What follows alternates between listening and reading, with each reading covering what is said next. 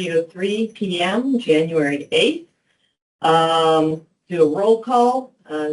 Just go around the table. Everyone can introduce themselves. Sharon Plasar, City of Sierra Vista, and I'm the engineering representative. Billy Siemens, Fry Fire District, Fire Representative.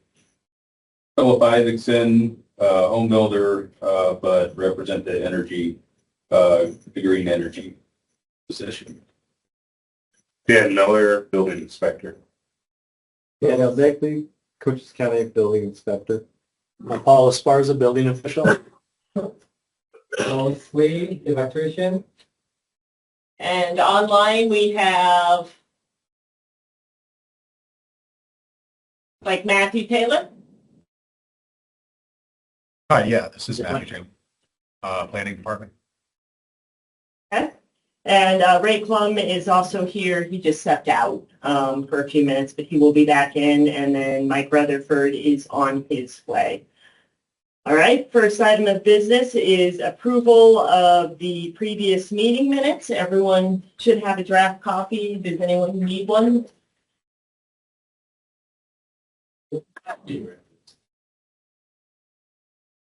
Anyone need a copy of the draft? I already reviewed Okay. it. Are there any comments on the draft minutes from August 21st?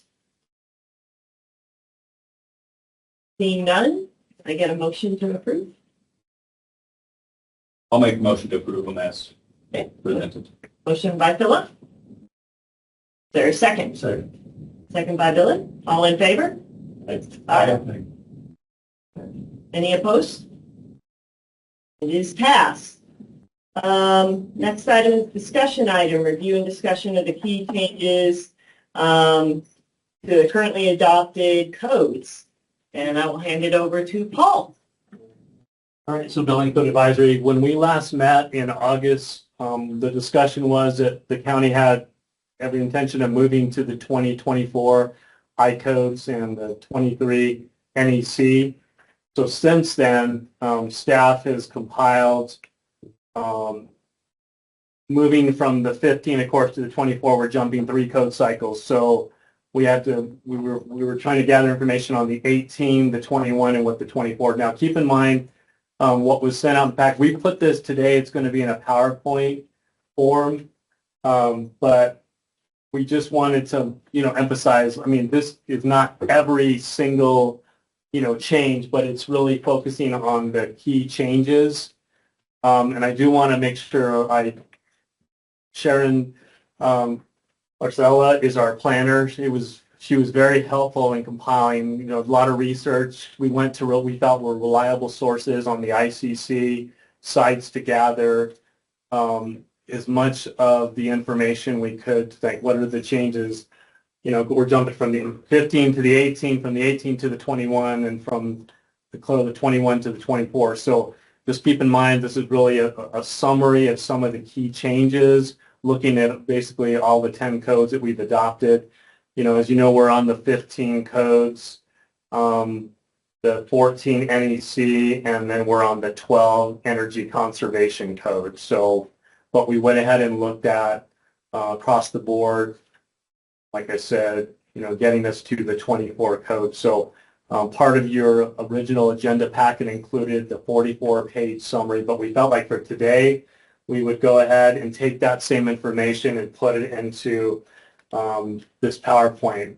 So we can go, and I'm not going to try to go through everything item by item, but I just wanted to, make sure that you guys had an opportunity to kind of look. There's the way this thing was set up was in the different topics of provisions.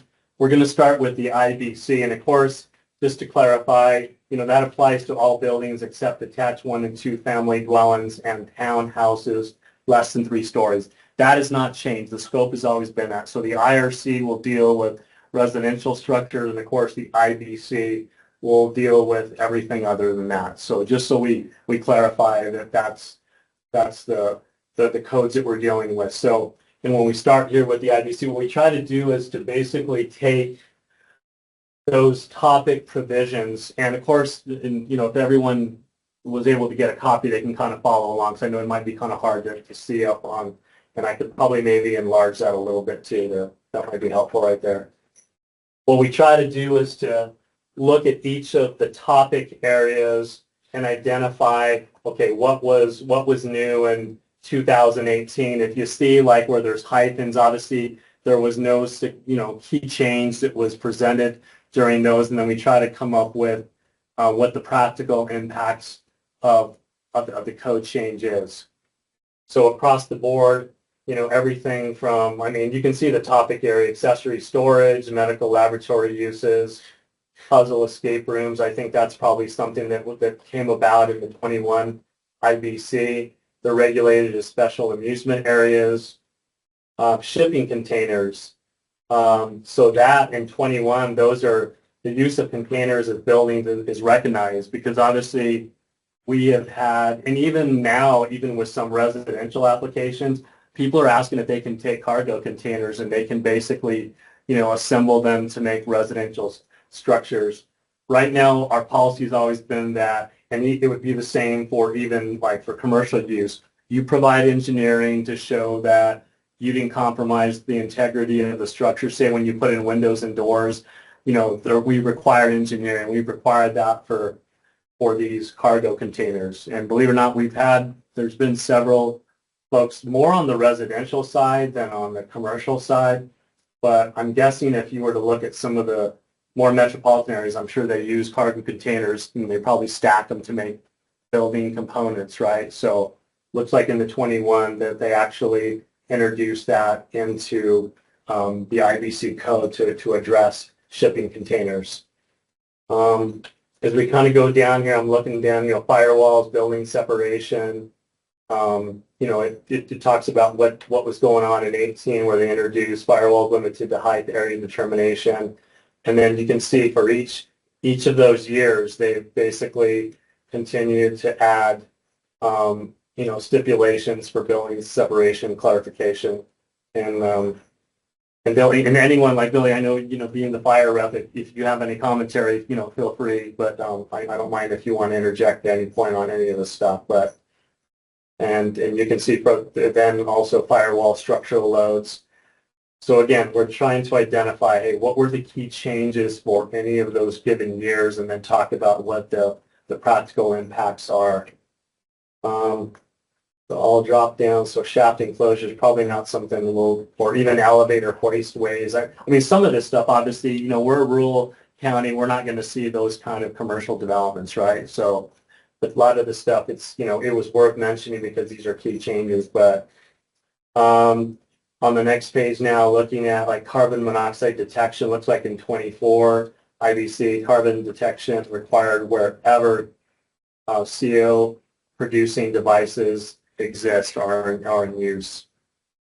Then going down, as far as sprinklers, like in the 21 IBC, required in large storage, so that's S2 open garages, so that'd be storage, occupancy. And then sprinkler trade-offs, sprinkler allowances were removed for exterior metal composite material panels. That was in 21.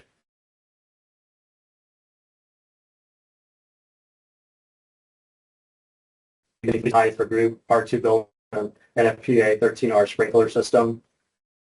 Looks like for occupant load for business, so in 2018, there's a 150 square foot per person occupant load factor was adopted. I'm just dropping down here. So here's one in 24 for adult changing tables, required in large assembly, mercantile, higher ed, and rest stops. So that's interesting. So, but again, how much of this are we going to see in some of the projects that, that we have? But, and then continuing on, so under wind loads, looks like the wind maps were updated in 2018. It looks like, so we've adopted like a wind speed of 150 miles per hour, 3-second gust. And it looks like for our region that will go to 105. So that's going to be, that's part of those updates. So I was just kind of looking at, but it shows in 24 that the wind provisions updated, aggregate roof wind resistance added. In 24, IBC, it looks like tornado load provisions were introduced for the first time. So that didn't exist before. Not something that we necessarily have a lot of, in our county, but for seismic design, updated soil coefficients in the 18 IBC, and then of course in the 24 IBC, it looks like those earthquake load provisions were updated, likely because of the tornado load provisions were introduced. And then snow loads updated to the American Society of Civil Engineers, I guess 7-16. And updated again. Of course, in our elevations, I think right now currently we have a snow load of only 5 pounds per square foot. So it's not that much for our, and I think for areas above 5,000 in Cochise County, we currently have, it's 10 pounds per square foot. But of course, unless you're in an area like where I came from before, when you're up in the mountains, right, probably talking, 30 or 40 pounds per square foot. So, going down here, so decks and balconies, the live load was increased to 1.5 times of the area served. That it came about in the 2018 IBC. And then again, just to kind of point out some of the practical impact, keeps higher live load standards to prevent deck and balcony failures and ensure safety and consistent designs. Then we're talking about there's parapets here, minimum height required for aggregate roofs was in the 2021 IBC. And then roof coverings, so in the 24 IBC, and updated underlayment requirements, improves durability and weather resistance. So moving on here, so under fasteners and decking, so alternative fastener schedules were added in the 2018 IBC. And just kind of going down there, like mass timbers in the 2021 IBC, we had new types. You can see there that they're listed. The metal composite materials in the 21 IBC, those exterior wall rules were simplified in 21.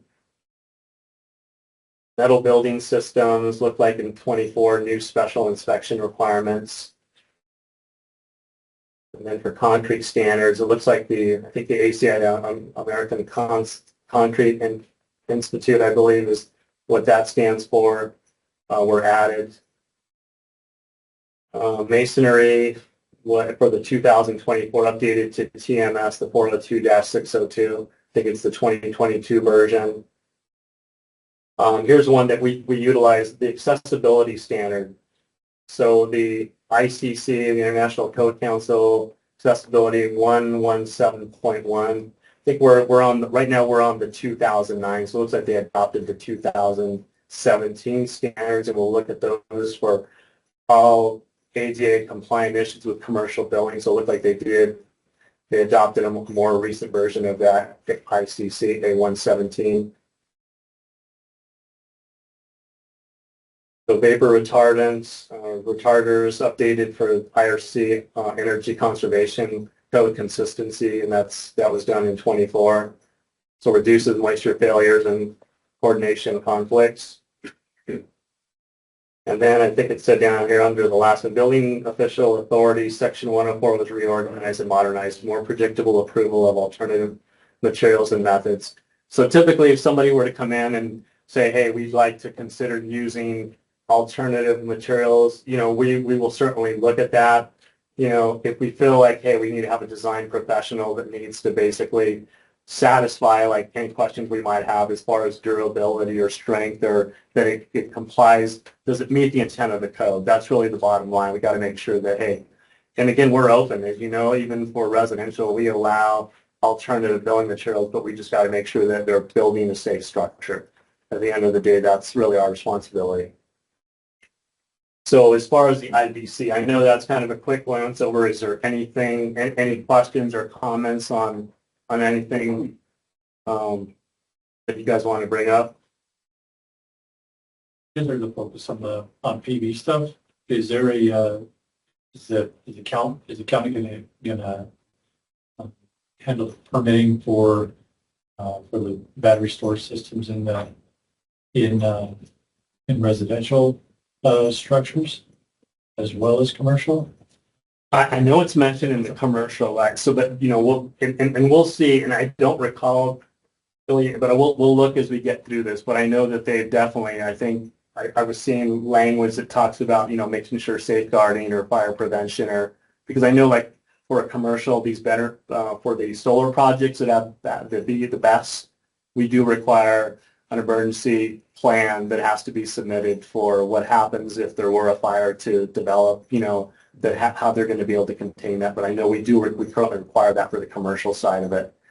But what your concern is more for residential, like the battery packs and a garage wall or something like that. You know, respect to sleep much. Okay. A few fires lately. Okay. You know, yeah, we've had like 3 or 4 fires involving another scooter. Bought on Amazon, installed on it.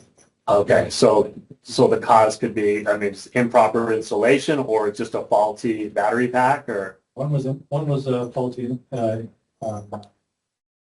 installation because it was an interior enclosure that was installed exterior because he didn't want to look at it.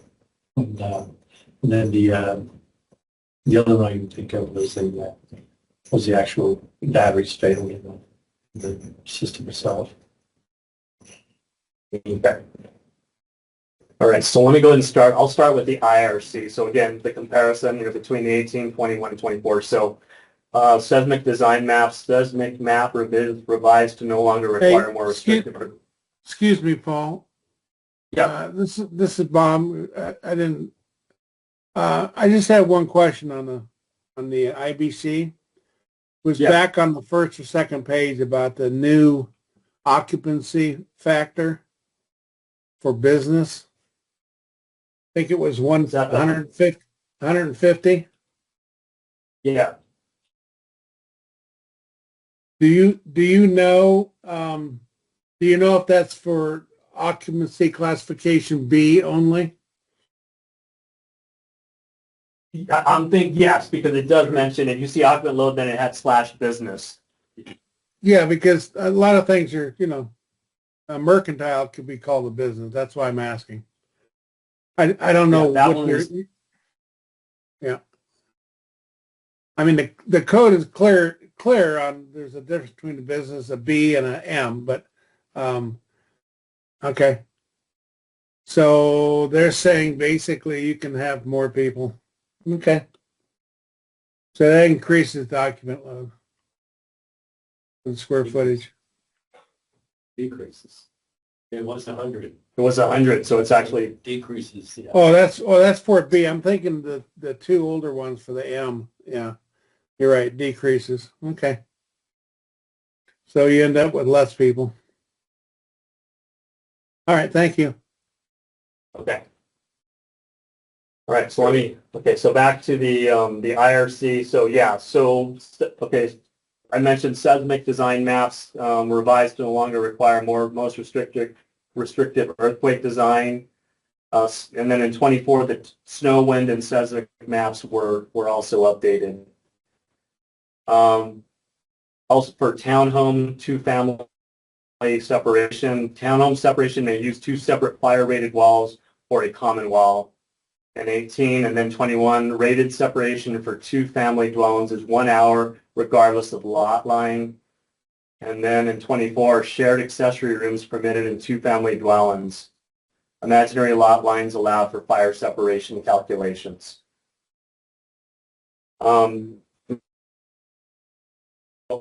Emergency escape and rest wings, not required in basement sleeping rooms if sprinkled and second egress is provided. In 21, there was a 36-inch wide clear path to public way required. And so smoke alarms in 18, exemption for interconnection in existing areas deleted. We go down here. So stud height, wind design, new tables for alternative stud heights, required full height studs in high wind areas in 18. In 21, the updated wind speed maps, components, and cladding pressures revised. And in 24, the snow and wind maps were updated. As far as braced wall lines in the 24 IRC, it must be placed on physical walls or between multiple walls. Regarding storm shelter, it looked like in 21, engineered design is required for storm shelters. Habitable attics and lofts. In 21, habitable attic limited to 1/2 the area of the story below and requires sprinklers. Sleeping loft requirements added and size limits for tiny homes that in reference to lofts was introduced in 24. We adopted in 15 when we adopted that IRC. We're currently under the 2018 Appendix Q for tiny homes. So that's what we utilized, but we also had an amendment to require that it had to comply with the 15 IRC. So if someone does a tiny home, we're still looking at, it has to be set on some sort of foundation or secured to a slab or, so we do still look for IRC requirements for even for the tiny homes that are being permitted today. So I would make a comment on the sprinkler requirement on the habitable attic space. I know currently we're not requiring sprinklers in the county, period. Correct. On residential, so I'd be curious what it entails further on those sprinkler requirements.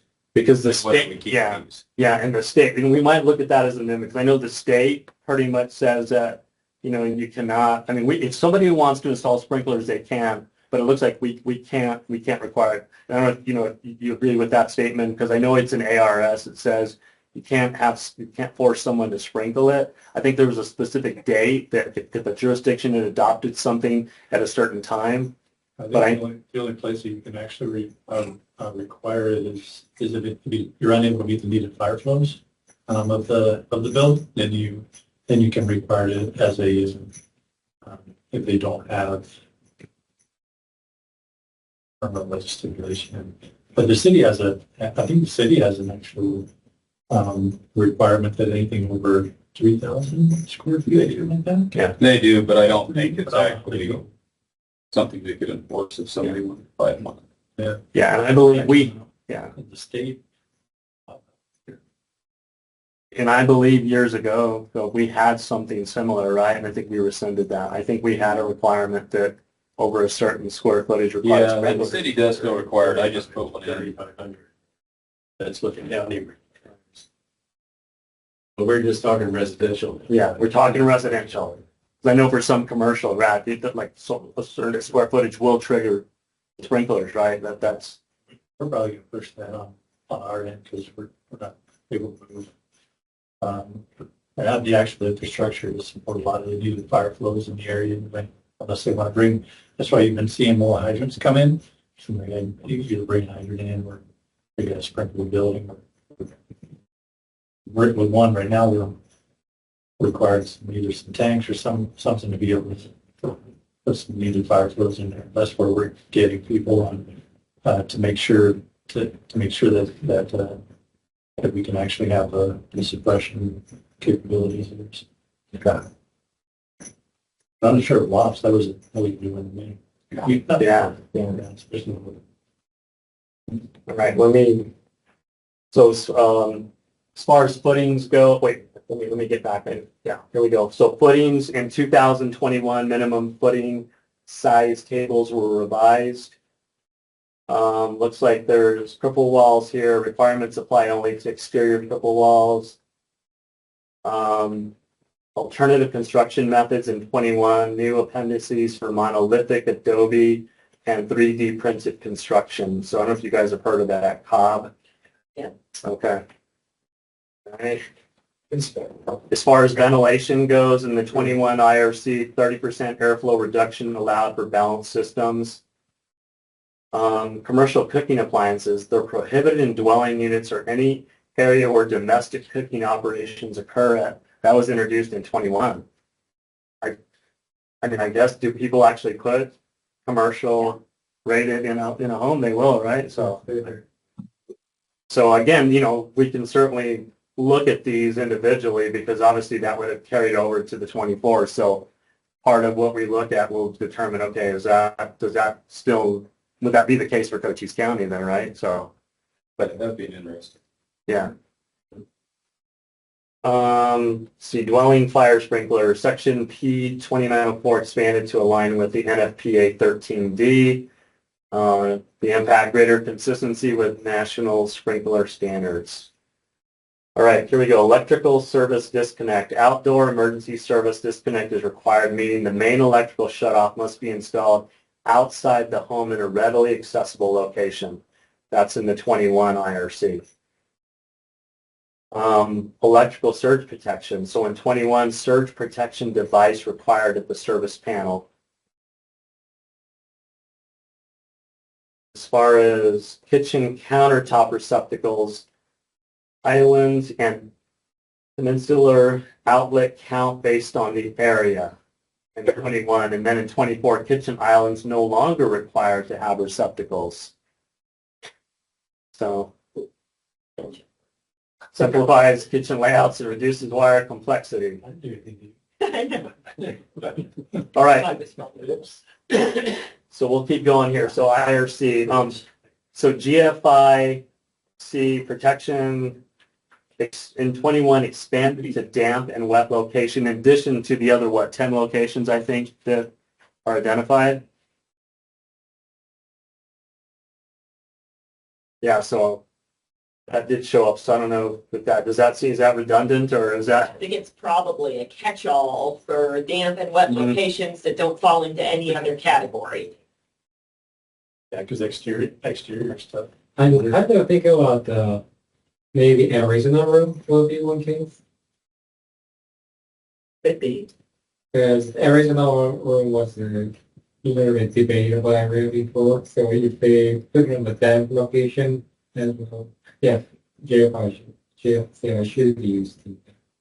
Yeah, I thought that's where they always, any camp or wet location. Outside. Outside, oh yeah, outside. Always outside.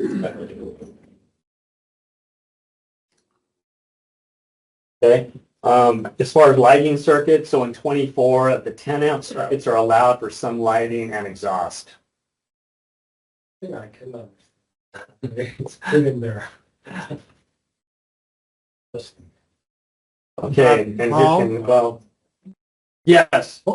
Paul, just on GFCI protection, I don't have it in front of me, but it's been expanded greatly from the 2014 and 17. It's up to 50 amps now in some applications as far as where the protection is required. And it's showing up a lot in HVAC systems. So that needs to be looked at pretty carefully to see. There's a lot of industry talk about how they're going to try to defeat it. So just keep that in mind. Okay. Okay. There's And a one lot. of okay. There's a lot to that. And I think. Go ahead. And I believe the last part of this PowerPoint will touch on the NEC, so it may in fact be in there. Yeah. So we'll get to that at some point here. Sure. Are we seeing a lot of 10 circuits requested? Currently, I've never seen the case here. Probably the only case I've seen was like inside the building lighting control panel. All right. So under energy storage systems, so in 24, many new energy storage system requirements added battery protection in garages. So, okay. As far as refrigerants go, in 24, A2L refrigerants are permitted. Plumbing materials in 24, CPVC solvent cement joints allowed above and below ground. Increases installation flexibility. Air exhaust openings are allowed near operable windows and doors.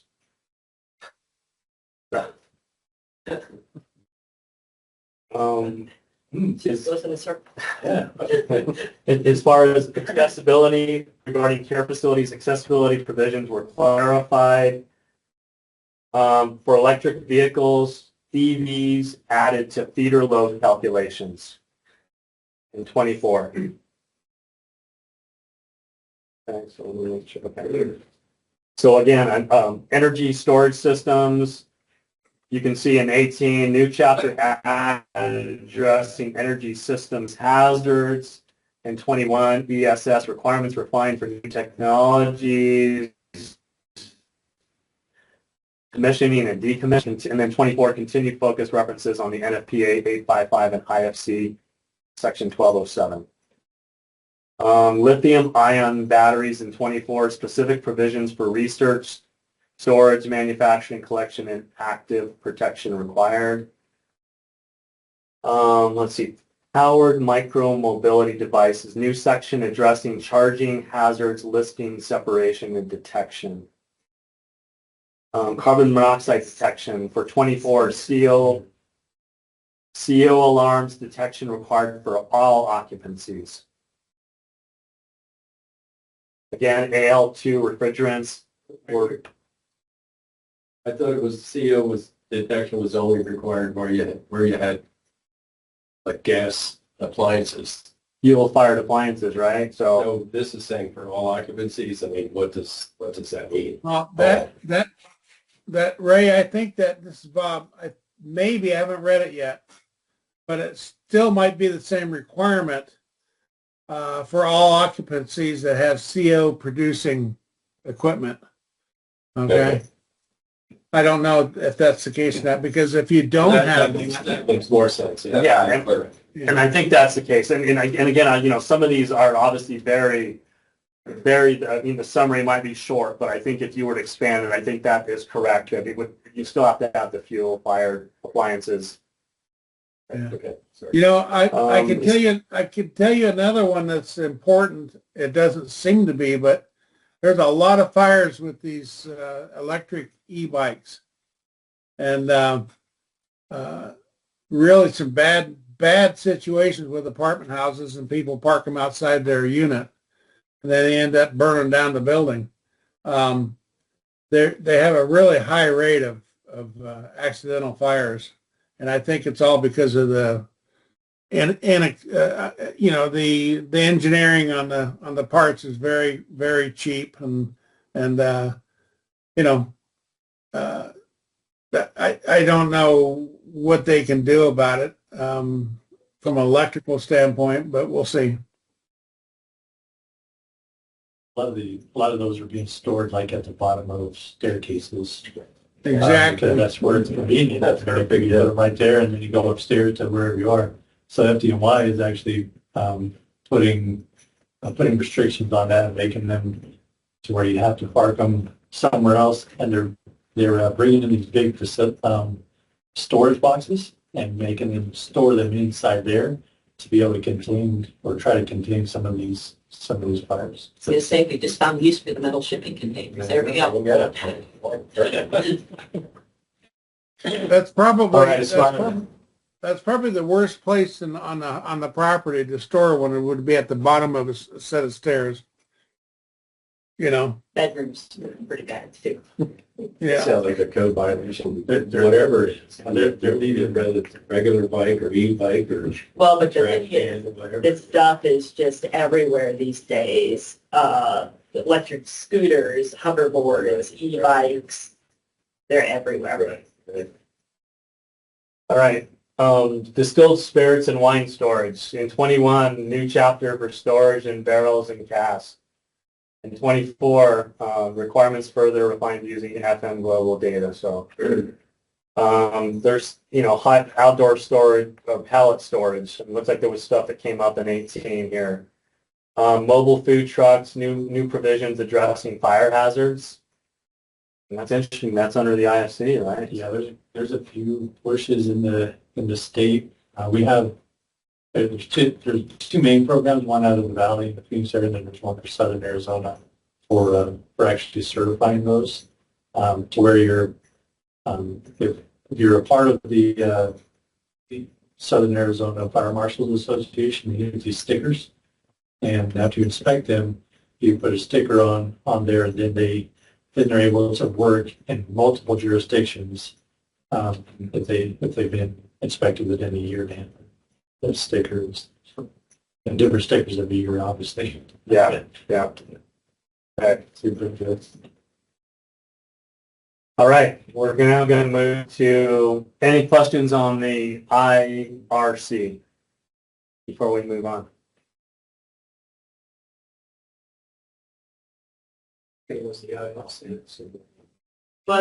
What was the last page we went over? The IRFC or the IFC. Okay. Oh, I'm sorry. Okay. Okay. All right, we're there. Okay. Okay. So yeah, sorry, I jumped. So we are in the IFC now. Okay. All right. So plant processing extraction. Okay. I won't read every little thing here, but I guess you can kind of see. Group A2 existing occupants a little further down. Sprinklers required where occupant load is greater than 300 and alcohol is served. And I think that's come up before, Billy, right? Well, we've adopted locally the 2018 already, and we've had to address that a few times. Okay. Group R4, residential 4, fire alarm and smoke detection, manual fire alarm and automatic smoke detection no longer required as of 18.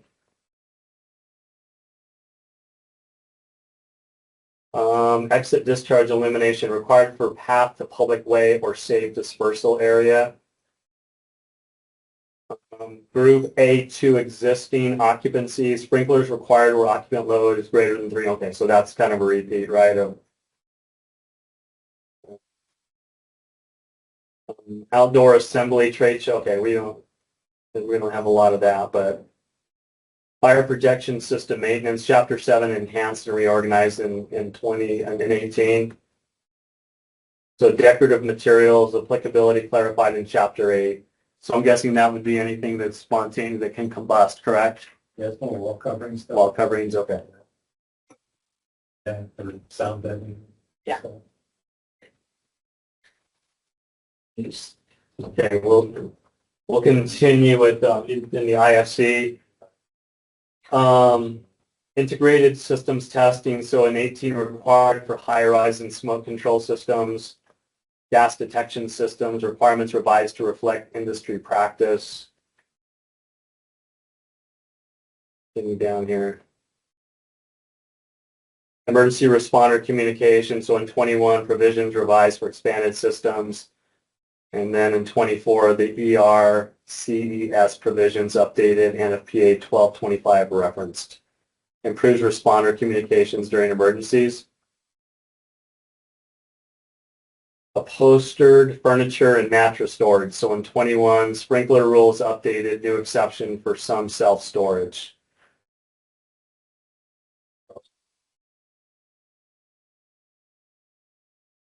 Open parking garages on 21, sprinklers required above certain fire areas. I'll jump down, inflatable amusement devices. So in 24, new section 3107 added. Temporary heating and cooking, new chapter 41 consolidates requirements. That was in 24. All right. Any questions or any comments, Billy, regarding the IFC or? There's quite a few changes.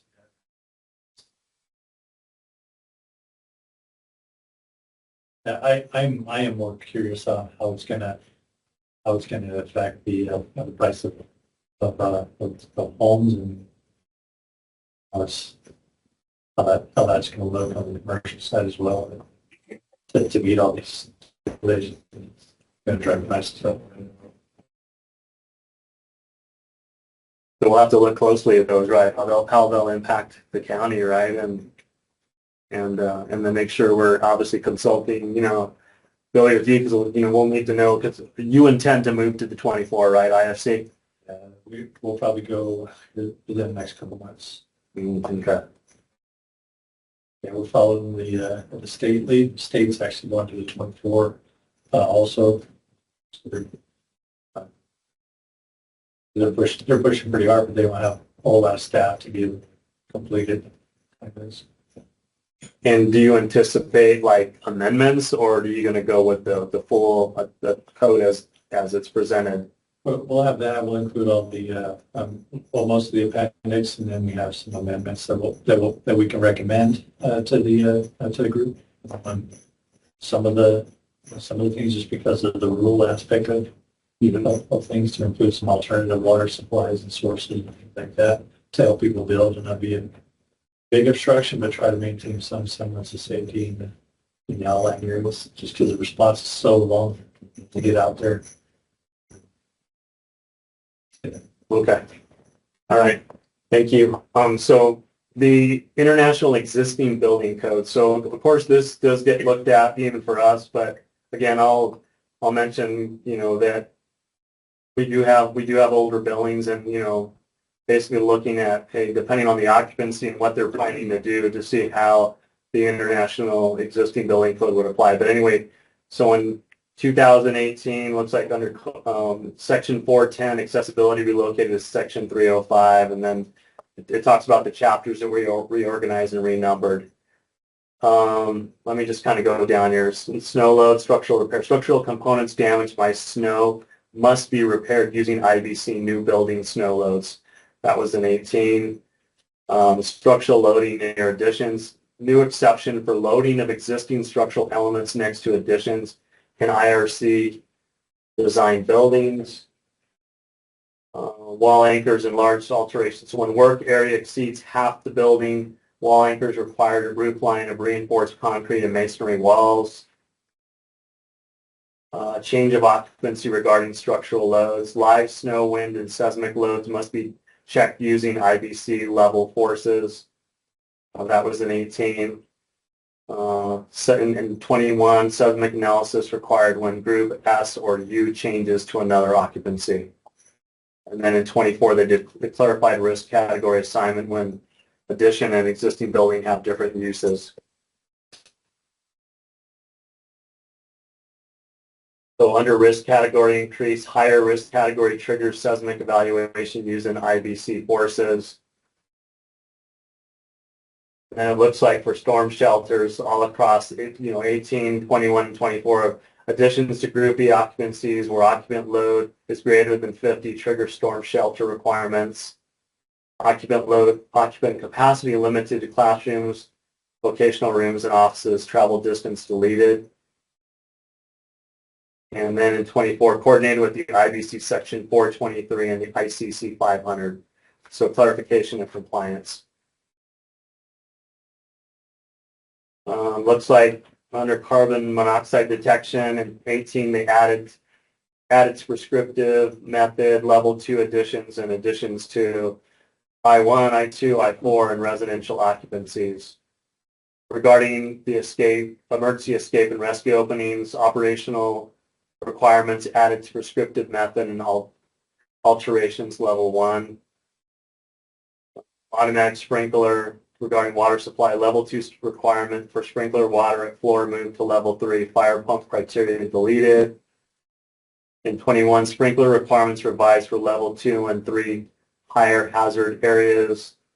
And in 24, new provisions allowing removal of non-required existing sprinkler systems with criteria. Down the bottom, roof equipment loads. Equipment less than 400 pounds and less than 10% of roof dead load may be added without full analysis. So that does reduce the engineering burden for minor rooftop installations.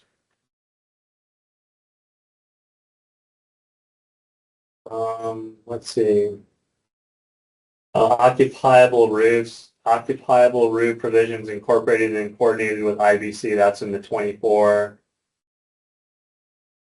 Down here, adult changing stations. When required by IBC, at least one accessible family-assisted toilet room must include station. That's in 24. Temporary emergency uses. In 24, new Appendix E provides checklist and guidance for emergency use of existing buildings. Okay, any questions on the international existing building code? All right. So regarding the IPC plumbing code, so the comparison here. So in 18, the plumbing fixture updated table for minimum number of required plumbing fixtures. That's in 18. 24, the plumbing fixture requirements significantly updated for various group. I guess that's group I occupancies. Single-use toilet facilities. So in 18, the single-use toilet rooms not required to be labeled male or female. Multi-use all-gender toilets in 21, multiple user toilet facilities permitted to serve all genders. In 24, exceptions added allowing special door locking mechanisms.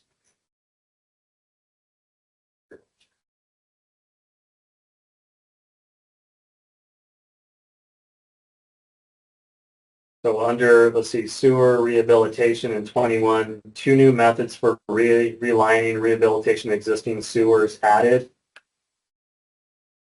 Rooftop solar and vent terminals on 21, accommodations added for rooftop solar panels over vent terminals.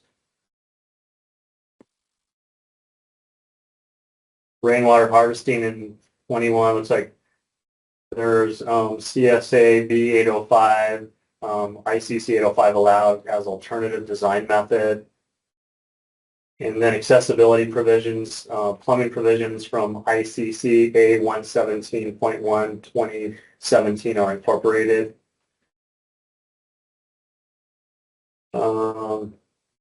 See if there's anything here. Like tracer wire, like in 24, tracer wire required for buried plastic sewer piping. Water heater pans in 24, plastic pans for gas-fired water heaters must meet ASTM B84 or the UL 723. Shower heads in 24, flow limited to 2 gallons per minute with high efficiency performance. Plastic pipe joints, installation standards added for solvent cemented plastic joints in 24. Chemical waste piping standards added for chemical waste piping materials.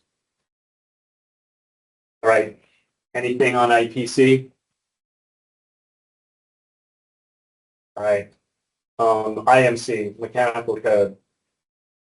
So it looks like a lot of that was in 18, but just real quick, type 1 kitchen hood clearances, new exception allowing listed type 1 hoods with less than 18-inch clearance to combustibles.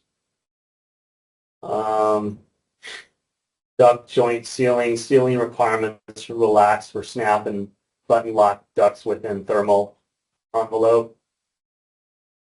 Closed dryer exhaust terminations in 21 must terminate at least 3 feet from openings into buildings.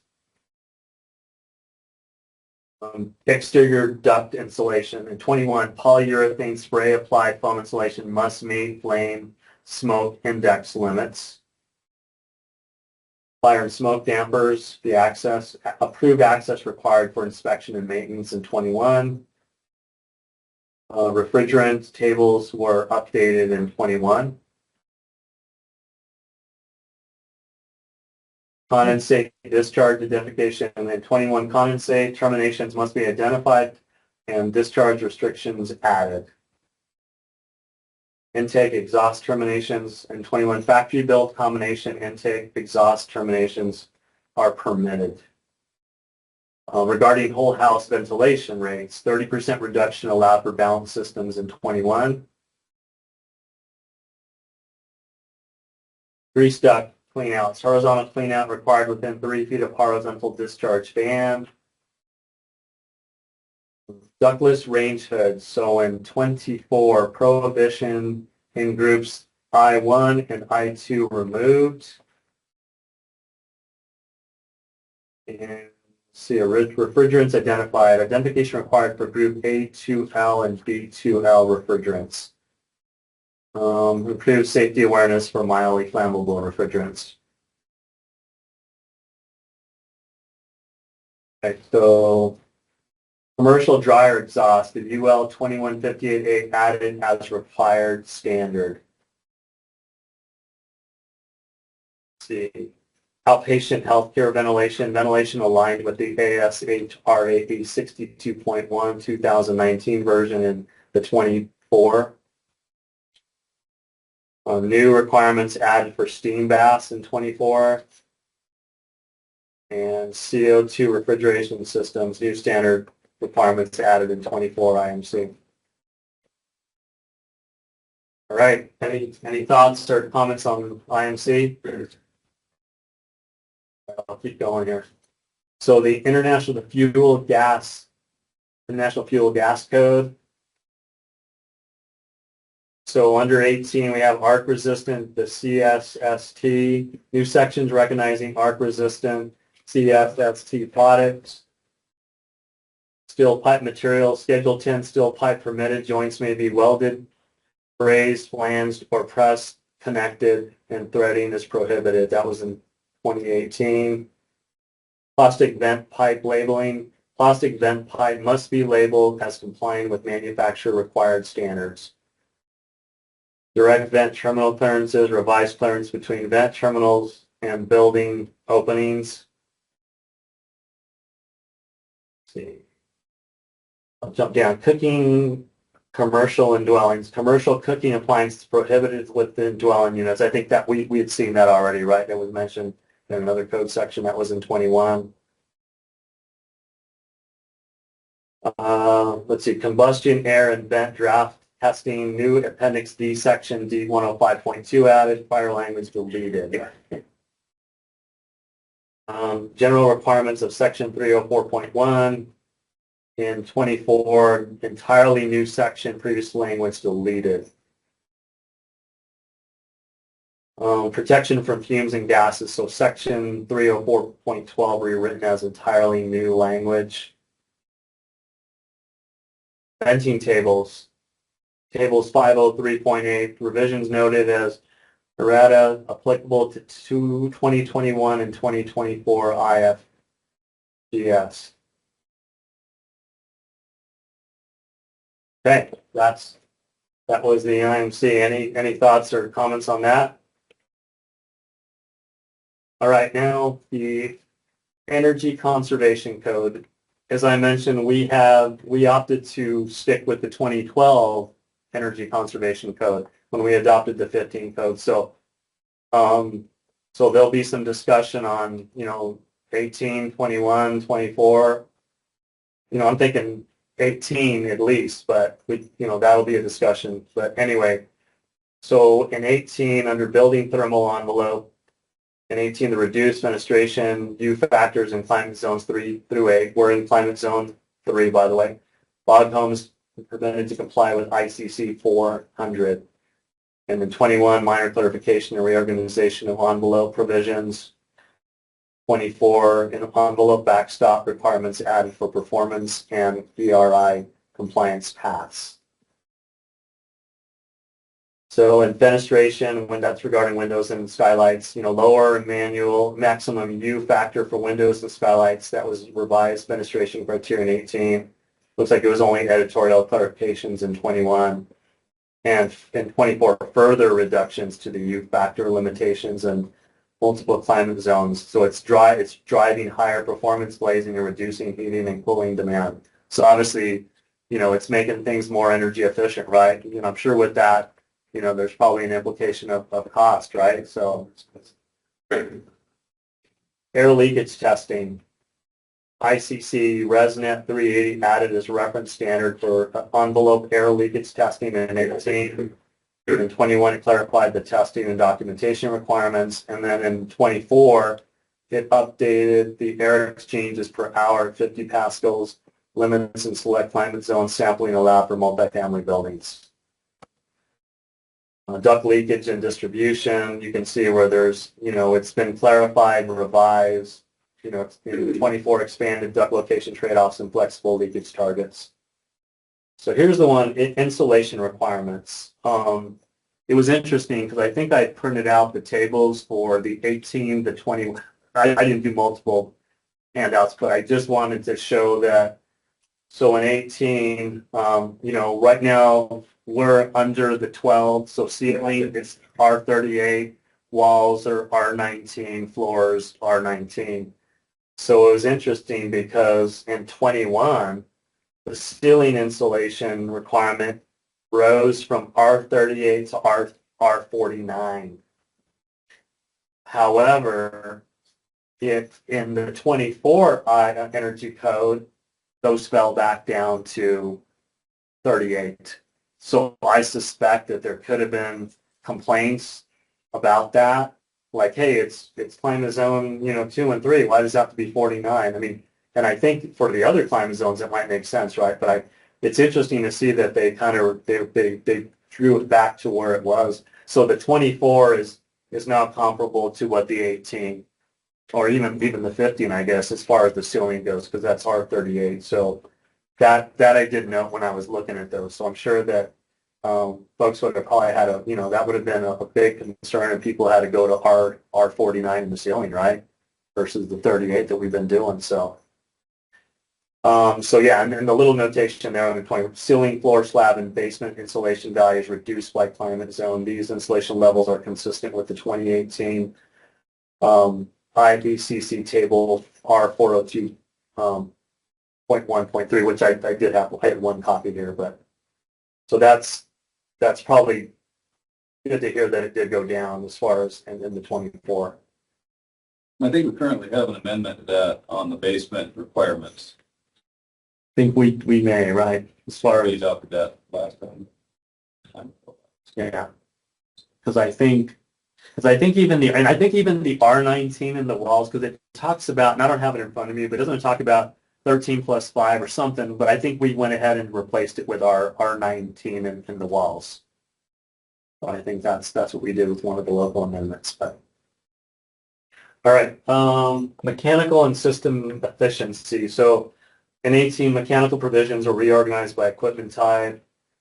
Editorial clarification of efficiency references in 21, and then again in 24, updated efficiency baselines and expanded performance modeling options. Again, the impact here is encourages use of higher efficiency HVAC systems, right? That's what it's driving. So, lighting for interior and exterior, revised interior and exterior lighting power budgets, clarified lighting controls in 18. Clarifications were done in 21, and then in 24, stricter exterior lighting allowances and refined interior control provisions. So again, the impact reduces electrical consumption and supports high efficacy lighting. So,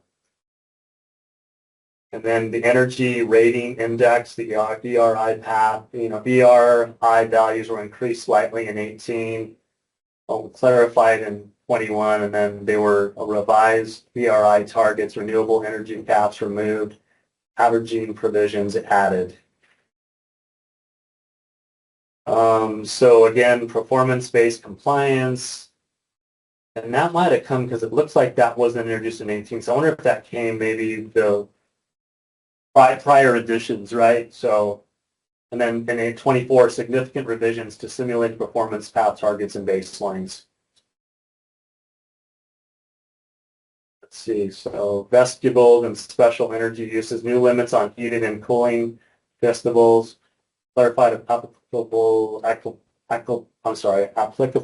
in 21, and then expanded control requirements for outdoor heating, snow melt, and de-icing systems. Okay, that concludes the energy conservation code. And obviously, this is a summary of key change. I mean, there could definitely be more, but I feel like this did represent some of the more significant. I mean, obviously, one would have to really get into the nuts and bolts of it to really understand what the implications are. But this is just kind of like an overview, at least, to try to highlight, hey, it's driving higher efficiency, right? That's what's happening. So I'll spend some time really studying what our current amendments are we've adopted, and also study what it's going to. Because some of these are addressing things that we've annexed out completely. And then decide at some point, you'll need to make a recommendation. Let's just say maybe we go to the 18 and we stop there. But again, it's going to be, you guys will make the recommendation. But again, it's going to be obviously, the implications of going to a higher energy code. And not to speak for my counterpart at Sierra Vista, but I believe he was not intending to move to the 24. So, but again, you The know, question, Paul, is have you got any information from Tucson or up in Phoenix area, what they've done with the, and it looks like they're going with the 24. I have not studied. There's a website. There's the Tucson Pima County Building Code Committee, all of that. And honestly, I haven't had a chance. You can actually go online and you can look at what they've come up with. I think there's City of Tucson and there's Pima County. And I think when I was talking to Jonathan, I think he was looking at the Pima County, but it looks like they were going with the 24, but I just haven't studied what the amendments are. it'd be interesting to see, especially on the installation requirements, because a lot of the vendors that do installation are from Tucson. So if we were fluid with what they're requiring, it would be an easy transition. But let's say they make an amendment and don't go all the way with 24 and we do, then that's going to be another headache dealing with those contractors trying to get them up to our code here. Exactly. So it's something to consider. Okay.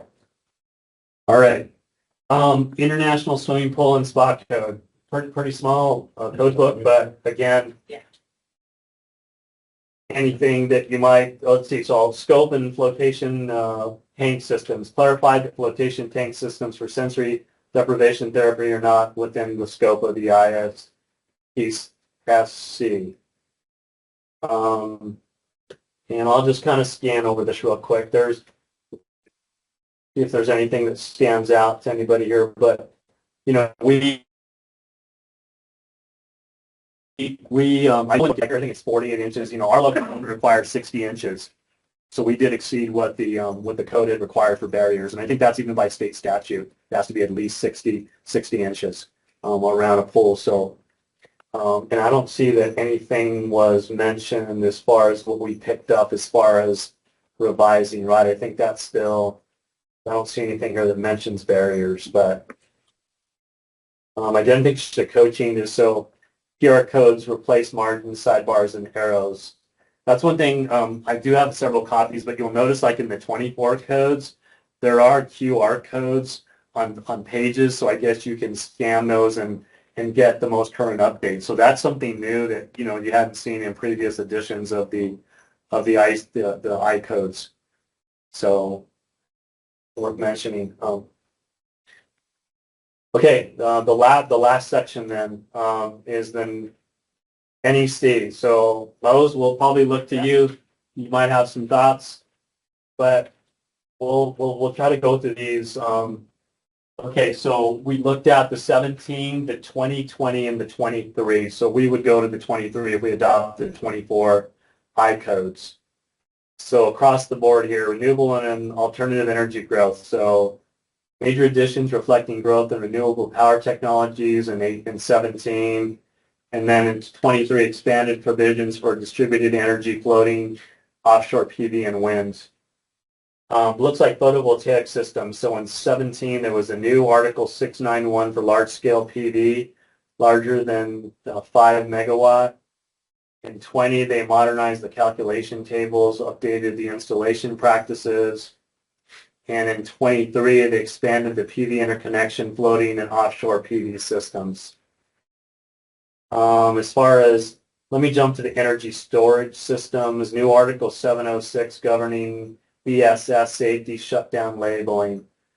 In 2020, ESS rules refined EVs as backup power is addressed. And then in 23, commissioning delineation between storage and emergency systems. So the practical impact, increased safety and clarity as battery storage systems become more common. For standalone systems, it looks like new Article 710 covering off-grid systems was added. DC, microgrids, new Article 712 was introduced.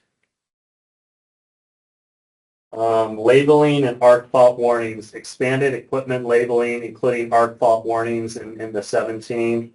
In 2020, improved disconnect identification for worker safety. And in 23, expanded equipment servicing and access provisions. Working space and clearances, revised minimum space clearances for equipment in 17. New rules for housekeeping pads and exiting enclosure wiring. in 20, and flat level standing surfaces and door clearance requirements in 23. Let's get down there to AFCI protection. So in 17, it revised the AFCI provisions for dwellings.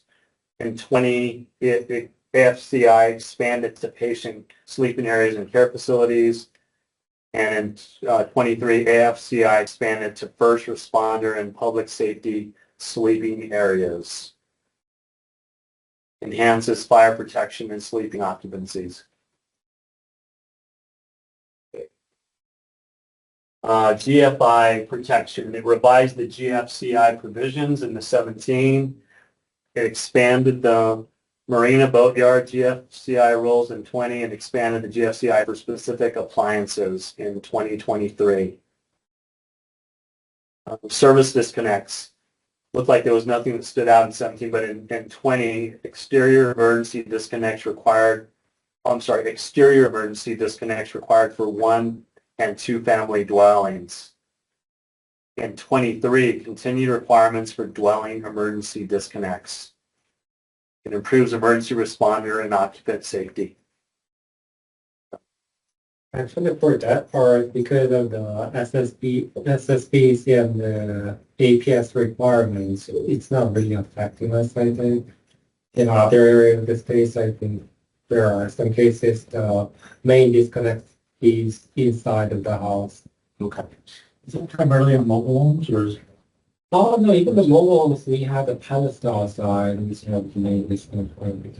I think I heard from the customers from back is that they are saying all the panel, breaker panel, and even the disconnect is inside of the house. And when they move over here and see everything's outside, they are worried about somebody can temper it. Yeah, I hear that a lot. I also hear that they're worried about in a rainstorm going out flipping breakers. Yeah, but over here and over there, I think the main difference is that over there they will have a lot of amount of snow, which limits the access to the outside. Over here, we don't really see that. Okay.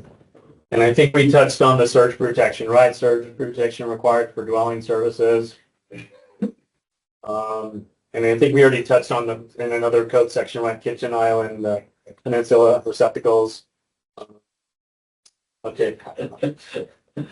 I think we really have to make some kind of amendment. Okay. Okay, we'll definitely look at that one then. Jumping down to electric vehicles. So in 2020, EV power export and load calculation rules were added. And in 23, they expanded the EV SE load calculation. So it enables safe EV charge in vehicle to building power. So now it's mandatory to add the EV part in the original load calculation, just like kitchen appliance. Okay. Okay. And yes, I think it's going to like a basic, like a 50 ampere circuit, which is actually 40 ampere use. Because that's most common. Okay, that's all right. Looks like Article 310 was reorganized. Article 310 reorganized with user-friendly tables in 2020, and let's see. I don't think there's anything about the NFC that's user-friendly. But Well, Themselves. I'm seeing what they've done. yeah, this is the table about the wire size and the entry. Is that the one they're talking about? Yeah. Okay. I hope they didn't touch it too much. All right. Now that you finally understand it. Yeah, you needed a cheat sheet for the NEC, right? I think Tim did that for us because, I mean, that talk about a complex book, right? I mean, there was so much in the NEC, but anyway. Grounding and bonding. So in 2020, grounding rules for supply side disconnects was clarified. In 23, it expanded bonding for splash pads and special installations. Wiring methods. New allowances for exposed ceiling and sidewall cables in 2020. Let's see. I'd be curious to see that. Yeah. So reconditioned equipment, looks like in 23, use and approval of reconditioned electrical equipment. So I guess that was added in, Mose, is that correct? I guess they added it, right? That's first one. Before, yes, I've never seen this section before. Yes, so many people actually like rebuild a fuse box or breaker box, even the transformers. So I think we finally just added that as a section. Well, we wouldn't lead time was so long on ordering stuff. Oh, yeah. Yes, you could like, just have a move stuff. All right. And it looks like the last one, NEC organization definition. So in 23, it expanded Article 100 full document reorganization. So guys, I know that was the quick, but that we got through. That's essentially, I mean, a real quick overview of the original 44 pages, but we condensed it down. But we appreciate your patience with that one. And so any thoughts as far as, basically trying to give you what we believe are the key changes. I realize there's more out there, but clearly trying to just hit on the bullet points. So, thinking about where we go from here. I know that one of the next things we're going to want to look at is, what are our local amendments? What might those look like? So I want to study. I'm going to go to the Pima County Tucson Building Committee, and like I said, all those PDFs are there. And we'll need to sit down with our staff and just kind of go through that, and then we can come back and say, okay, what do you guys think? So, I mean, obviously we'd like to, move to the 24 probably sometime, and we have a target date. Not that we're saying we have to do it, but, hopefully by the middle of this year, possibly, if we can, but we want to make sure we do it right, and, we don't, we take our time and look at what we need to, but so I think the next big thing is probably looking at local amendments, studying what's out there, what other jurisdictions have done, and, trying to touch base with our neighbors, because obviously we got, Sierra Vista. We don't want to be on a different page from them, because we have, across the street, county, and then city. So we got to make sure we're on the same page with them. I understand that with Chuka City, I talked to Jim Johnson. I'm sure most of you know Jim Johnson. Looks like he got direction from his town council to move to the 24 codes. So I did have a conversation with him, I think it was about a week ago. So I understand that they'll move. So it looks like possibly, Cochise County, Sierra Vista, Wichuca City, and I'm sure at some point Benson's going to they'll look to us to help. Benson's in the workshops right now, looking what Pima County's doing as well to do their own amendments. They're gonna Okay. So go back into this. Benson will definitely. I know I talked to City of Wilcox. They were on the 2003. They moved to the 18. That was my recommendation. At least jump to the 18, and then you can take babies. Then you can eventually. I think it's just too drastic. Can you imagine going from the 03 to the 24? So I said, jump to the 18. But it looks like we have other jurisdictions out there that are certainly looking at moving to a newer code cycle. So we're basically all on the same page. What about Douglas? You know what they're doing? I think 2003. They're on the 2003. I'm sure at some point they may reach out and say, hey, I mean, we're happy to help, but we're working on Cochise County right now, right? So, but at some point, I'm sure that there's been talks about them advancing to a newer code cycle. So I talked about those as the price perspective. Change it from 2003 to 18 will be a drastic. From 18 to 23, not that much. Okay. So it's going to be okay. All right. Well, Paul, I will say that what you've done here was a lot of work. I mean, you didn't just look at 2024 to 2015, but you looked at all the interim steps. So, I mean, I'm sure that was a lot of work. Well, and I'd be remiss not to, right here, Sharon Lascelles, she's our planner, Sharon. She was very helpful. So I want, to realize that she put in a lot. Honestly, in the course of a busy day, I didn't have the time needed. It would take me, we'd be meeting months from now, but, thank you to Sharon. I really appreciate it. She put a lot of effort into this project. So I'm very grateful for that. But yeah, it's amazing. I mean, there's a lot of information out there. You just got to know where to find it and how to organize it, right? That's the thing. So, but but yeah, so. But we'll definitely, as far as staff goes, we'll take a look at local amendments. We got to figure out what makes sense for us based on what they're seeing out in the field and comments they've gotten back and stuff. So we'll make sure that we're all, all of our internal staff gets to look at this so we can decide, hey, what makes sense for local amendments. But so anyway, so what would you guys like to see the next time we meet? Probably that, what the local amendments Okay. look like, Yeah. as well as the appendix. Yes. Okay. Definitely. Okay.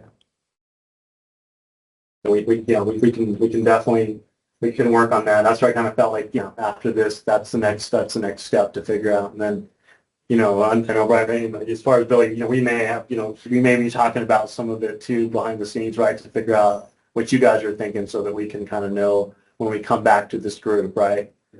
For the IOC. We pull a lot of our stuff out of Northwest and Golden Ranch as well. They're just a lot bigger than we are to be able to understand a little bit more. So they just went through the cycle to go to the 24 of Northwest and Golden Ranch. So they're helping us navigate through those things. And we can hold off, honestly. It's just a recommendation to the board. We can hold off and jump at the same time as the county does. It's no big deal. Okay. It'll be easier for our citizens to not be confused in that regard also. Okay. All right. I think it makes sense. Okay. Bob, any comments before we move on from this item?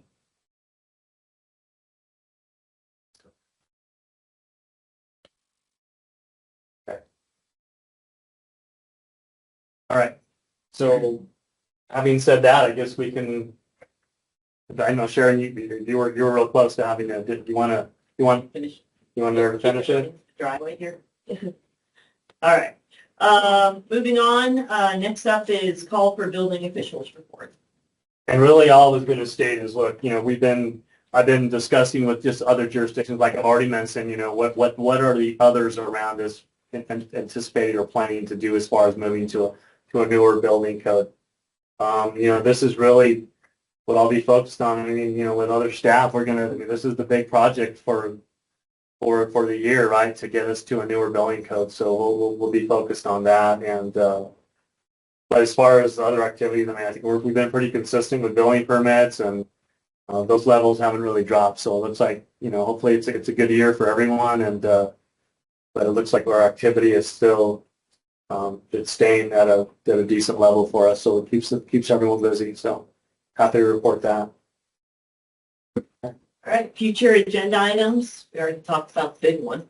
Yeah, coming back with, so just to clarify, you'd like to come back with local amendments and see what those might look like as far as us. Okay. So is your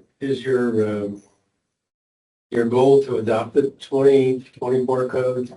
Because you talked about staying with the 18 energy code. I think this is my thought was to adopt the 24 I codes and then we're going to look at the energy code. Okay, go for the 23 NEC, go for the 24 I codes with the exception of the International Conservation Code. We need to look at that one carefully because we stayed back. We're currently on the 12, right? We didn't even go to the 15. So that's one thing we need to sort out is like what makes sense because of the cost implications. And so that's one thing that I suspect, if we're comfortable doing the 18 or I just don't know what, if we jump to the 24, I don't know what that really looks like for the average, home builder, right? We'll just have to look at it because sometimes they'll be correcting things from previous years, such as 18 or 15, that was too much, and they'll actually be backing it down. So we'll just have to look at it. I mean, take it at what it is compared to where we are now and see if it makes sense. Yeah, that's why I'm asking that question because I don't want to spend time looking at Yeah, different code versions, but if I could focus on Yeah. 24, except for the energy code, then, you know, Yeah, I can yeah. sort of come up with my yeah, because ideas. yeah, because I feel pretty confident, you know, unless it's changed, you know, like I said, my counterparts wasn't planning to go at the 24, but you know, things change, so I need to understand. So we don't want to be in a different code from Sierra Vista. So we need to be on the same one. So, but I need to figure out, you know, if anything has changed on that conversation. So, Paul, what are they going to be on for the energy code? you know, and I believe, and I'm not doing it because I know we're 12. Where I don't even know if they were 12 or even older than we are. No, they're on 12. Oh, they're on 12, so we're both on 12. Okay, that makes sense. Yeah, I'd be curious if they're going, Yeah, moving up. yeah, because I'll need to find out because, but I was told that not intending to move to the 24 conservation code. Okay.